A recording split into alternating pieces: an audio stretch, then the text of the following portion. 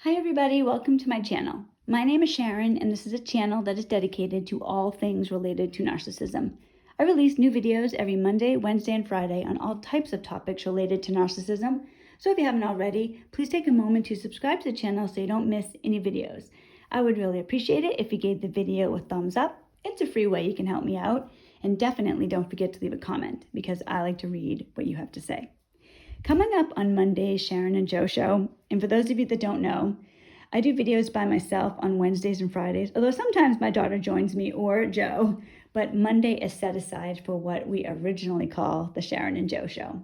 And on the Sharon and Joe show, we discuss narcissism from both a male and a female perspective. Joe and I are around the same age. We were married to our narcissistic exes for around the same amount of time. We have children who are around the same age, and we left our narcissist around the same time. So we have that in common.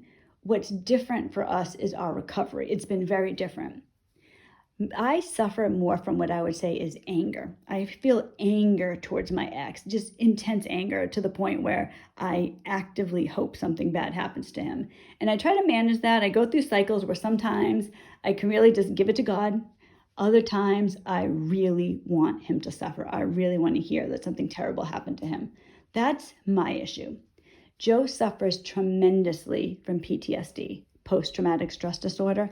And on Monday's Sharon and Joe show, we're going to talk about how to get through an attack of PTSD, because that's what it feels like. It's almost like you're on this roller coaster, or that you have some virus and it's just going through your body all the time. And every once in a while, it'll flare up and then you have to get it back under control.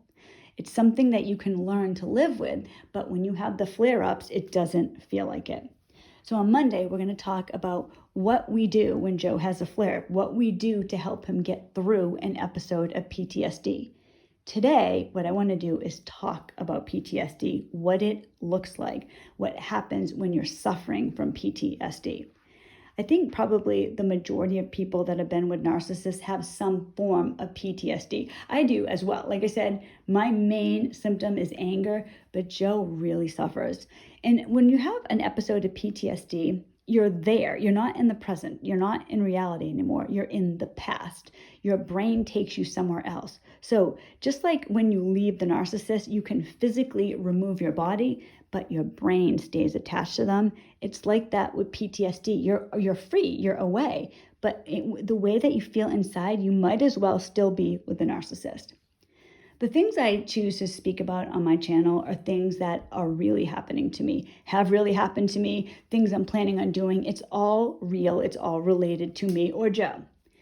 We're going to talk about how we get Joe through an episode of PTSD, because this is happening to Joe right now. He's having what I would call a flare-up. It's been really bad. So I'm going to describe his symptoms. And for anybody out there who is dealing with PTSD, please comment or send me an email. My email is in the description below. Let me know what's happening. I really want to help anybody who's suffering from this. Joe and we're thinking of I don't know how we're going to do this. We're thinking about this, of maybe involving some of you on the show, not this coming Monday, but in the future. Maybe interview somebody or let somebody else tell their story. So if you're interested in that, please let me know. Like I said, email me or leave it in the comments. But for today, we're going to talk about what happens.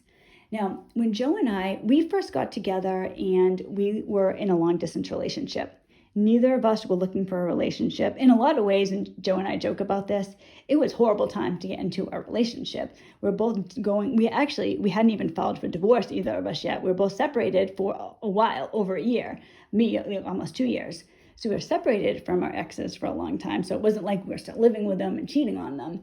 But it was really not the greatest time. We're trying to recover. We have kids. We're being single parents too. But we both believe it was God. God brought us together. For those of you that don't know, Joe was or is a subscriber to the channel, and he sent me some emails, and we texted, and then we talked, and gradually we began a relationship.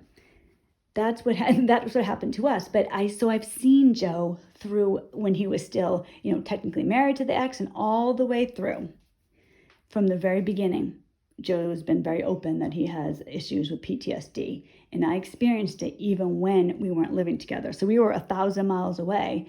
And, the thing, I'll just backtrack for 1 second. Something that's benefited Joe and I think, people have said to me before, how could you trust somebody after what you've been through? How could you even be in a relationship?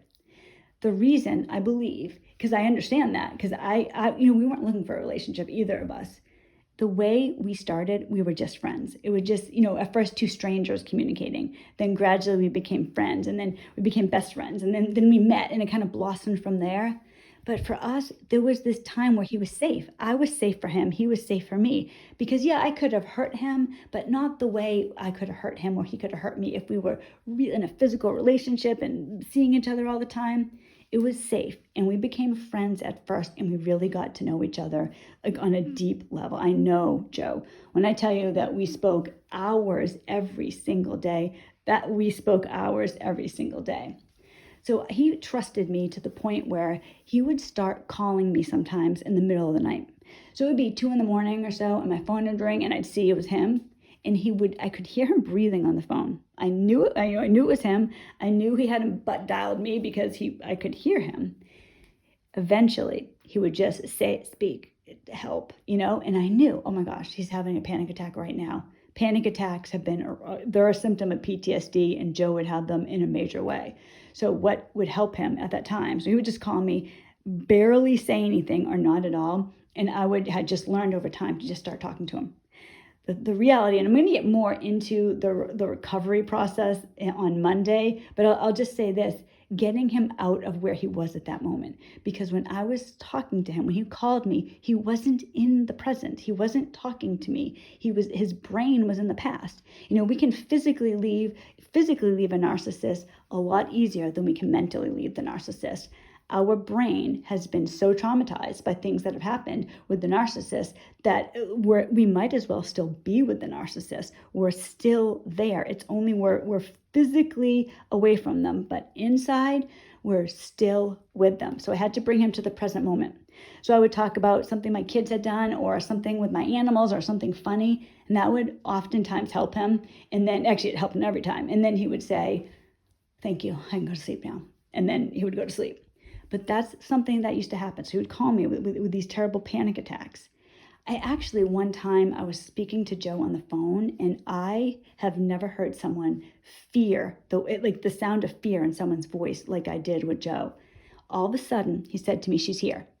What? We're having a conversation. "Oh yeah, so I had hamburger for dinner tonight. She's here." And what? And I heard fear in his voice. "She's here. She's here. She's here. I have to call the police." And then he hung up, and I'm like, oh my God, what am I supposed to do? So I'm waiting anxiously by the phone. Now, I know Joe is a little bit shy about showing pictures of himself. I do show pictures of myself. If you want to see what I look like, check out the community page. But Joe never, you know what? Joe and I have been in a relationship for almost 2 years. I do not have a single photograph of the two of us together. I have photographs of Joe, but not the two of us together. He keeps telling me, "Yeah, we'll do it later. I don't like the way I look," whatever. It's a self-conscious thing he has. But I'm just going to describe Joe to you, for those of you that don't know Joe. He's about 6'2". He is really muscular. He looks like somebody that could kick your butt, not somebody that would be afraid of a narcissist or anybody else, right? So he's telling me that she's here, and he's freaking out to hear this sound. And I'll tell you, I actually met Joe's ex one time. She showed up at the house. I answered the door. I didn't know it was her, and I'm standing there, and then she introduced herself. Then Joe comes over, and he got rid of her. But all of a sudden, there I am, and I saw her. She's not a huge person.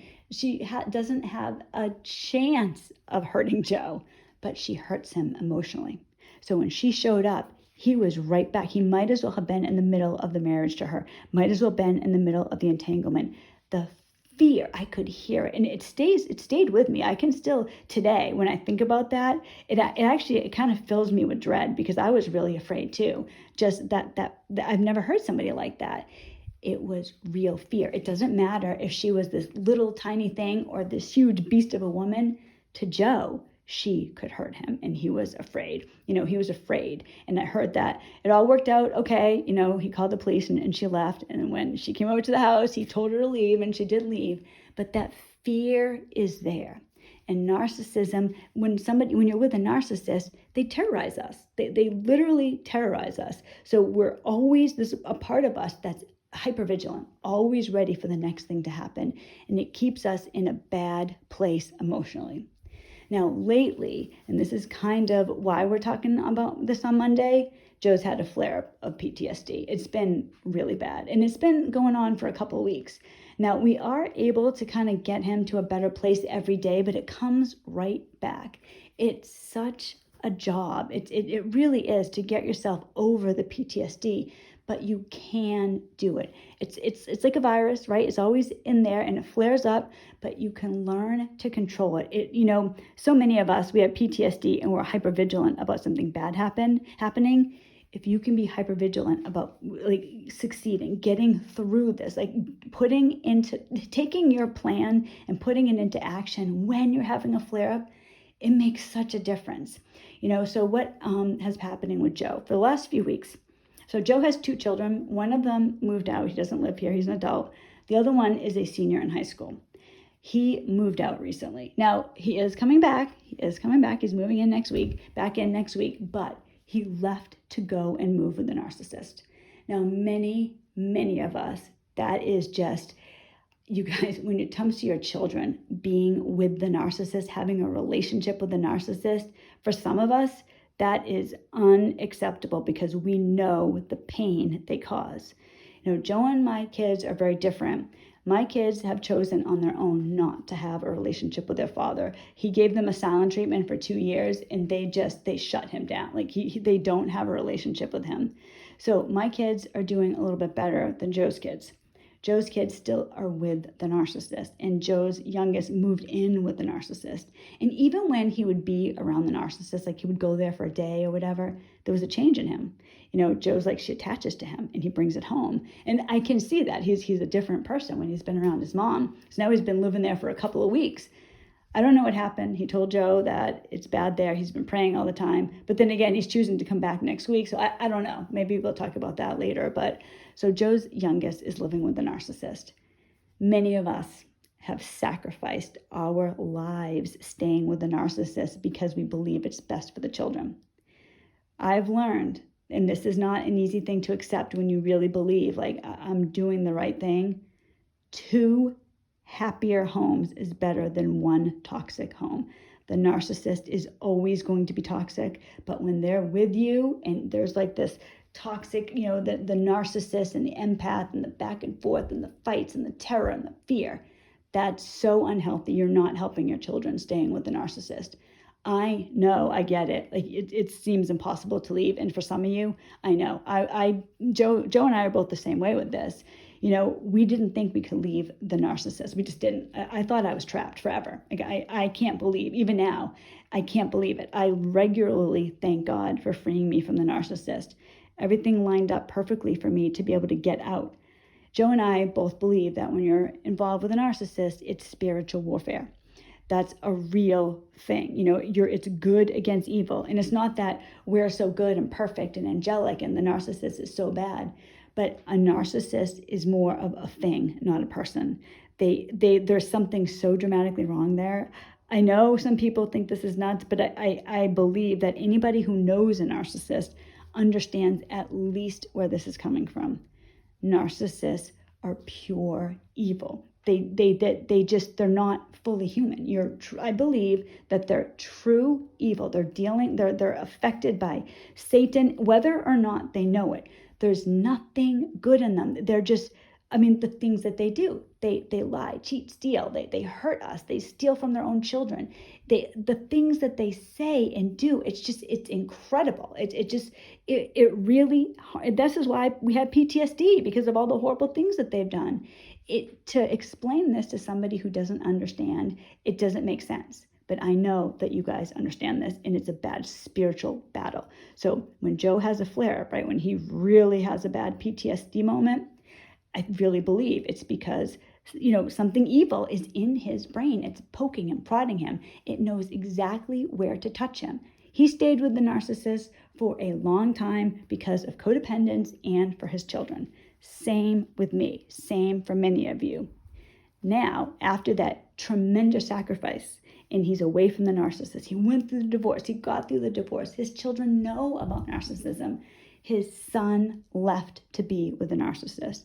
That crushed him. It destroyed a part of him. And so he's had this flare up of PTSD. Now, what's been happening with Joe, this is what's happening with his PTSD.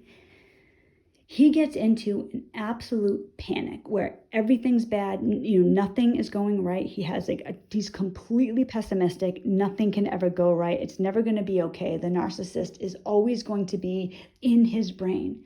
It's not true, but you feel that way when you're having this flare up. What's been happening with Joe is every single day he's been throwing up. He just gets sick. Oh my gosh, I'm going to be sick. And he'll just throw up. He sweats profusely, and he'll tell me, I can feel it coming on. I can feel it. And his panic attack, his PTSD attack, he'll be covered in sweat, like dripping down his face. And it's weird the way it starts. It's like 1 minute, he'll just be like, whatever. The next minute, it's dripping all down him. He's soaked. The sweat just comes on. If you feel his heart, it's ba-boom, ba-boom, ba-boom, ba-boom. It's terrible. It goes so fast. Last night, I was asleep in bed, and Joe, I don't even know if he knows this. I haven't mentioned it to him yet, because I make my videos in the middle of the night, so Joe's still asleep. But he yelled out in the middle of his night. He just yelled out, and it woke me up. And I just said to him, it's okay. It's all right. You're here. You're with me. It's okay. It's okay. Thank you. I love you. And then he fell back asleep. He had this, because your brain's always on. You can't escape it. When it's going through your brain, it has to be suppressed. It has to be managed. It's not going to go away on its own. That's the reality. There's so much effort and work it takes to get over being in an entanglement with a narcissist, but it can happen. So Joe and I, what we've discovered, and like I said, this will be more that we speak about on Monday, is distractions. Because if you can just have your mind off it for a little while, it helps. Like last night, we went out looking at Christmas lights with my 2 kids. We got hot chocolate and we drove around, and it was fun in that moment. But then that night, he like I told you last night, then he's yelling in the middle of his sleep. When I first moved in with Joe, he used to twitch all night long.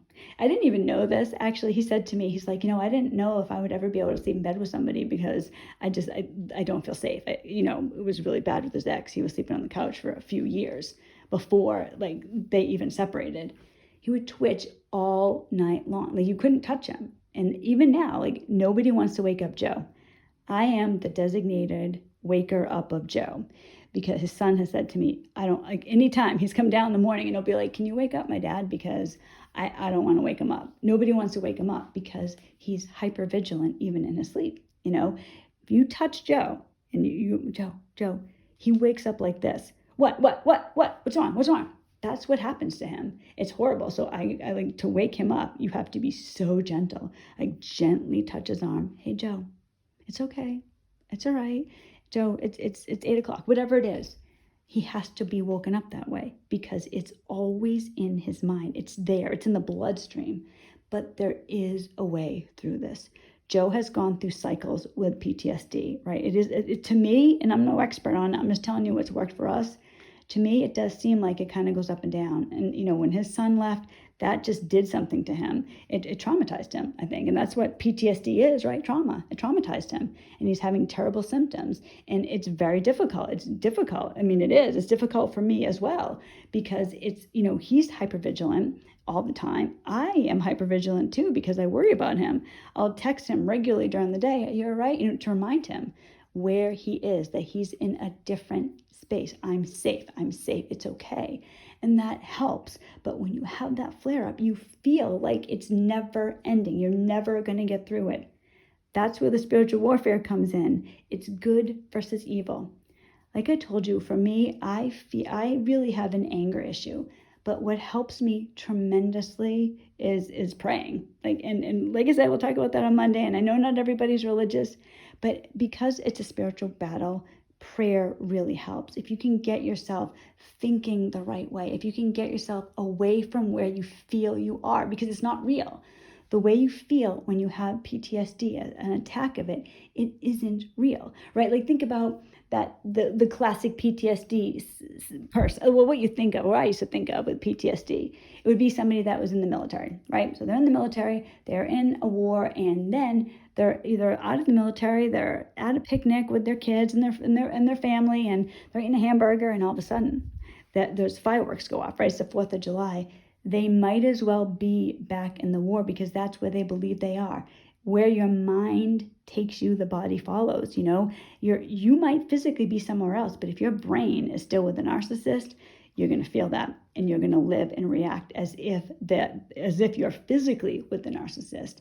It's terrible for many people, and in some ways, it's the worst part of the recovery. I think it probably is the worst part of the recovery from a narcissist. The fear, they stay with you. You can't physically leave a narcissist very easily. They attach themselves, or they're like a parasite, And in a lot of ways, a narcissist is like a parasite. They need a host. We are the host. They need something. They need a host to attach to, and they feed off us, and they give us so much bad energy. They do so much bad to us that even when we're not physically with them, we can still feel it. Joe he split up with his ex almost 3 years ago. And he's still suffering from the panic attacks. He's still suffering from real fear. He's still sweating profusely. And it's the hypervigilance. It's always there. It's there, but it can be managed. So right now is a bad time for him. It's been difficult, but he's also had times where, it's okay. It's not so bad. It can go both ways. So we're going to talk about that on Monday. If any of you suffer from PTSD, please leave a comment. Or somebody who's gotten over it, who feels like, I think I've managed this. Please leave a comment as well. Let us know. And I might want to interview a couple of people for a future episode. So if that's something you're interested in as well, please leave me a comment or email me. I have my email in the description. I hope everybody has a great day. And I hope to see you on Monday's episode, because I really want to help people get through this. I help Joe get through this just about every single day. Joe has really been through it, but the two of us together have kind of managed to figure out what to do when there's an attack of it. So I hope to see you on Monday. I hope everybody has a wonderful rest of the week, and I will see you Friday, and Joe will be with me on Monday. God bless everybody.